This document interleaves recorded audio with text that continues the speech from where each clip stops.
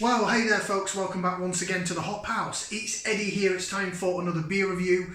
Yeah, it's another virgin beer review as well. I'm going to do a few beers today that I picked up from my Leftfield Beer Haul.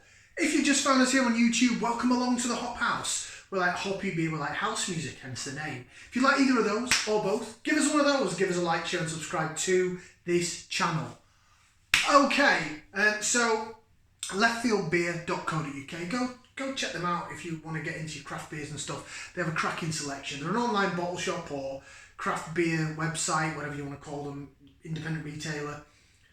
They did 10% off throughout January, and hence I got my biannuary. And they do some really big names in craft beer. They sell Dare and Cloudwater, Vocation and Overtone, all some big names. They even have some breweries from America as well, so go check them out. Now I'm going to do a couple of big hitters today. This first one's sort of getting me into it, and we've got some big hitters, so should we see what we're going to review? Okay, so this is from Polly's Brew Co, based in Mold in North Wales. Strange name for a town, I suppose, but there you go, Polly's, and it's called Cracks. You can see that right on the bottom there, Cracks. It's an extra pale ale coming in at 4.3% on the ABV. So it's my sort of strength-wise, session strength. Now Polly's, they're a really up-and-coming craft brewer. They're really highly rated with beer critics and craft beer enthusiasts and stuff like that. I'm only just sort of discovering them, and it's a mixed bag so far for me. Now I had one Polly's beer, couldn't tell you the name of it. It was an IPA, I think it was about 5.5% something. I had it on keg in 2 local pubs to me, and I just didn't like it. It was just too dank, and it was just so resinous and just bizarre tasting, and I just didn't enjoy it. And then one of the last batches of reviews that I did from Leftfield, I did their Fleurette, which is a pale ale at 4.5%, and that was lovely. Yes, it had a bit of resin to it, but it was nice and fruity and hoppy, which is what I like. And I had that on keg in a local pub, and it was really nice on keg as well. So here we have the Cracks 4.3. Let's get it out into the glass. Now, I'll just let you know that this is actually classed as beyond its best before. I got this from the reduced section. There is a reduced section actually in Leftfield Beer. And if you're not really that fussy about beer that's either just about coming up to its so-called best before or beyond, then go check them out, because you can get some really good bargains. I mean, I think this was only a couple of quid, so it wasn't much at all. Right, let's get it out then into the glass. I've got my Coracle Micropub beer glass for this. I have to get back down there. If you're ever in the Telford area, you go into Ironbridge, check out the Coracle. They do some fantastic cask and keg beer, as well as canned stuff.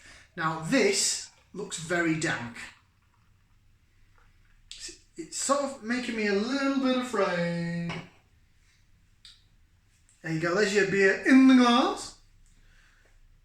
Swill it, jig it around a bit. It looks, especially on camera, it looks a lot lighter on camera than I'm getting it. I'm getting it a dark yellowy custard bordering on orange. You've got it a really, really light yellow custardy colour.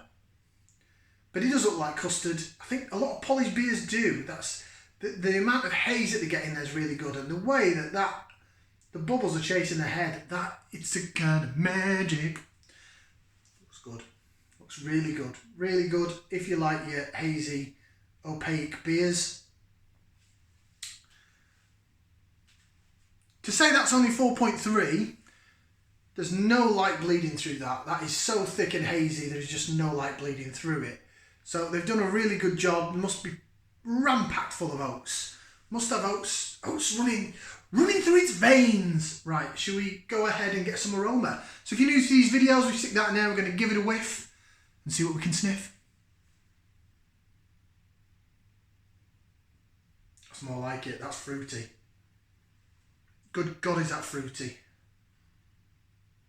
And then there's a little bit of the dank pineness at the back of the nose, at the back of the aroma.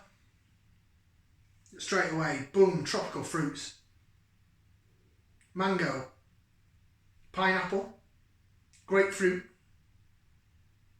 and maybe some sort of tangerine orange. but it smells fruity, but a little bit sharp as well. So I'm thinking it's going to be, but because of that little bit of pine resin in the smell as well, I think it's going to have some dankness to it. It's going to be dank. It's going to have some bitterness or sharpness at least on the aftertaste. Although I can't remember what Polly's was like now. Well, no, the IPA I had was it just didn't taste right to me. Not to my taste anyway. I mean, all these beer reviews are my opinion. I'm not an expert. I don't work in the industry. I don't brew my own beer. Right, bottoms up, down the hatch. Let's give this a try.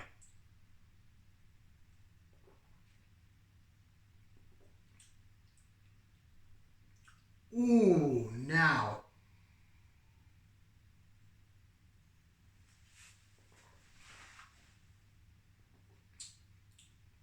I found the second Polly's beer I like. I'll put it that way. Oh, that's good.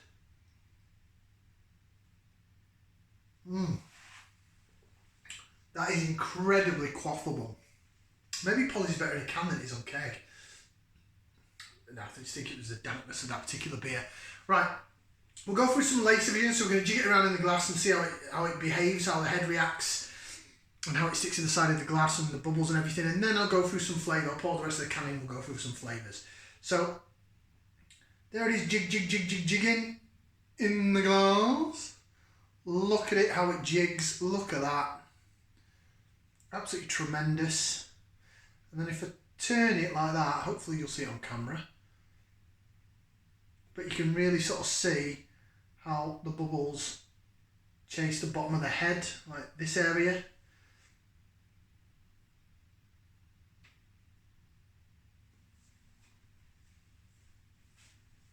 Right. I'm getting more orangey notes now. Orangey and mango. Taste wise, stand by, I'll give you some flavours.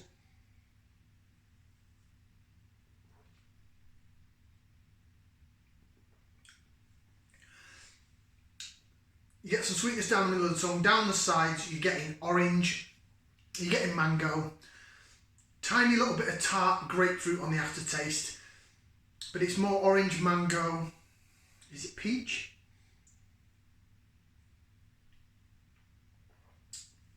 Now I'd say orange, mango and passion fruit, grapefruit, sorry. Not necessarily passion fruit. There's grapefruits there, but it's more of like a pink grapefruit, like a sweet kind of grapefruit. It's not necessarily, it's like drinking a fruit juice, it really is. In the aftertaste, there's some tartness and that little bit of dank, piney resin that I was referring to in the smell. But it's not overpowering, it's not nasty. It makes it a really quaffable beer. This is fruit juice-esque at its best. Pour the rest of the can in. It's way too thick to be able to see any blooming... Oh, there might be... Yeah, I think I can see some sediment actually. Saying that. It's hard to pick out though. It's literally right there at the bottom of the glass. Well, my finger is now, you're not going to see it. You're not going to see it. That is tremendous. Really like that. Now, bearing in mind that this is a beer that's 6th of February, so what, we're beginning of March now. So it's just gone out of date. Well, like a month out of date. It tastes absolutely fantastic.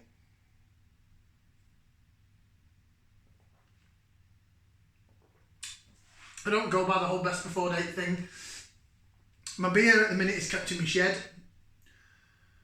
And it's chilled down because it's been pretty cold. It's starting to get a bit warmer now, but still on the night time it's cold, isn't it? So it's good because a lot of the beer, especially the bottled stuff, the bottled real ales, I don't need to even put in the fridge. I can just take them straight out the shed and review them because they're almost like slightly just below beer cellar temperature, which is kind of how I like my beers anyway.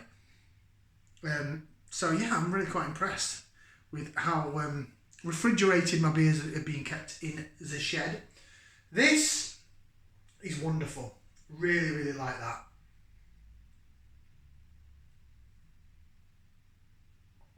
I like that more than the Floret. And that is going up there with me with the Daya magazine cover as probably one of my favourite session pale ales sort of thing. 4.2%. Is it 4.2 or 4.3? 4.3, isn't it? 4.3%. Right, it says on the side then, I'll read what it says on the can. It says it's Azacca, Citra and Simcoe. Bloody Simcoe again. It's also important to Norway by the looks of it. And Denmark. Extra Pale Ale, 4.3%. All it literally says is Azacca, Citra and Simcoe. Brewed and packaged at Polly's Brew Co. Ingredients: water, malted barley, oats, wheat, hops and yeast. I mean, you can tell just by looking at it, there's a shed load of oats in there. Look at it. Custard-esque. As well as the flavour, sorry, I didn't even mention the mouthfeel that I had in the body. It's like a light bordering on medium body. The carbonation is like so soft. It's such a wonderful mouthfeel.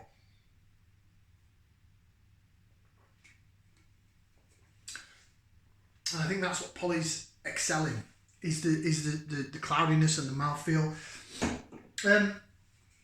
I've seen some other beer reviews. Go check out, if you've not done, a guy called Rocker's Beer Review. He likes craft beer and rock. I like proper beer and house. And he really rates Polly's highly. He put in an order direct with the brewery and ordered a shed load. He had about, I don't know, 15 cans, 12 cans turn up. I'm still getting there with Polly's, but I tell you what, that and the Florette is really changing my mind. Maybe I should order an IPA direct in a can next. I don't know. It just seems weird that same IPA I had in 2 places on keg were both quite gnarly. So I just think it's just that particular beer that was too much for me. I don't think it's going to put me off Polly's though, because I've had 2 now that I really like.